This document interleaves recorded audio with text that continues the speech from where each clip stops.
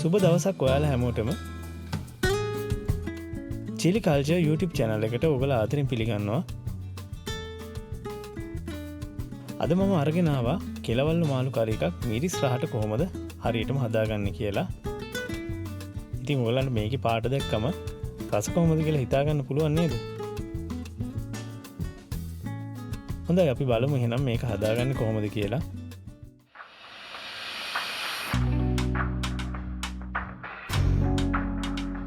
හොඳයි අද මම මේකට කෙලවල්ලු ග්‍රෑම් 500ක් කහායම දාලා හොදලා අරන් තියෙනවා.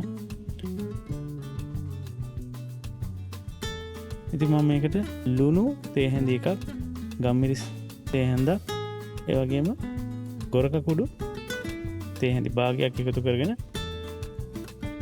හොඳට මික්ස් කරගන්නවා.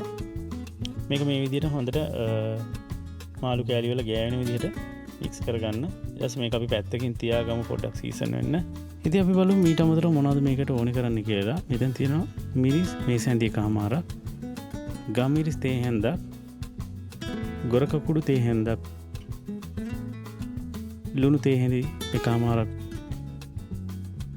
බැදපු 3-5 කුඩු මේස හැඳි එකමාරක්, මෙතන තියෙනවා එනසල් කරාමු නැටි කීපයක් සමග කුරුඳු, ඒ වගේම අපිට ඕනේ වෙනවා තක්කාලි ගෙඩියක් විතර, කරපිංචා සුදු ලුණු බික් 7ක් විතර කපලා, ලුණු අමුමිරිස් කරල් 3ක්, රම්පෙ සමග පොල් තෙල් මේස හැඳි 3ක්.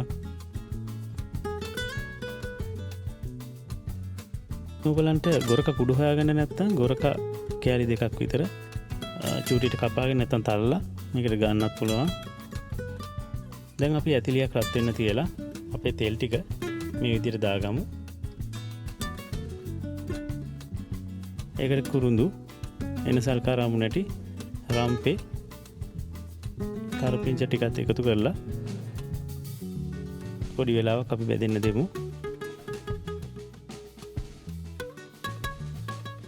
ඉතින් ඒත් එක්කම අපි එකතු කරගමු අපේ සුදු ලුණු ටික.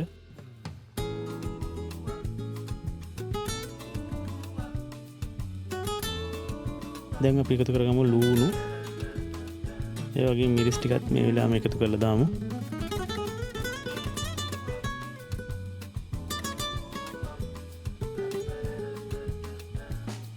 මේ ටික රන්වන් පාට වෙනකම් බැදෙන්න දෙමු.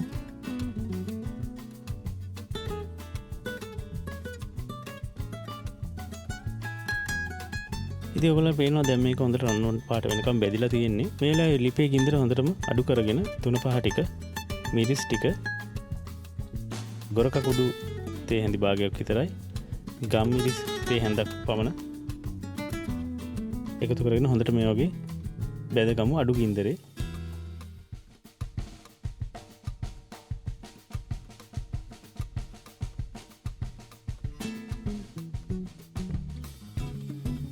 ඉතින් අපි මේකට ඊට පස්සේ වතුර කෝප්ප 2ක් විතර එකතු කරගමු. ඉතින් වතුර චුට්ටක් බල්ලා එකතු කරගන්න. මොකද මාළු කෑලි ටික වැහෙන මට්ටමට වගේ වතුර තිබ්බනම් ඇති. ඊට පස්සේ මේක චුට්ටක් අපි උතුරනකම් ලිපේ තැම්බෙන්න අරිමු. ඔයාලට දැන් පේනවා හොද්ද හොඳට උතුරනවා. මේ වෙලාවට පුළුවන් අපේ මාළු කෑලි ටික මේකට එකතු කරන්න.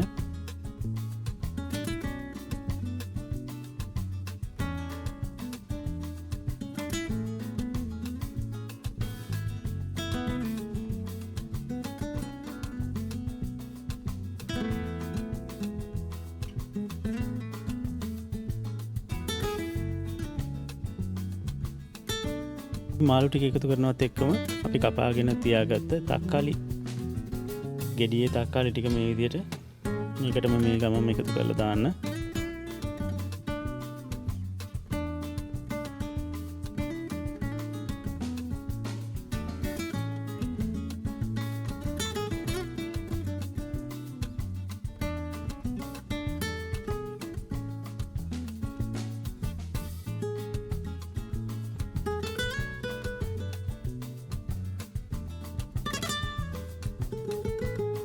ඉතින් මේ දැන් ඔයගොල්ලෝ දකින්නේ හරියට විනාඩි 10කට විතර පස්සේ අපේ මාළු කරිය හොඳට තැම්බිලා තියෙනවා දැන්. මේ වෙලාවේ ඔයගලන්ට ලුණු චුට්ටක් බලලා ලුණු මදි වගේ නම් ලුණු ටිකක් එකතු කරගන්න. දැන් මේ ඔයගොල්ලෝ දකින්නේ හරියටම පැය කාලයකට පස්සේ ඉතින් දැන් මේක හොඳටම තැම්බිලා තියෙන්නේ.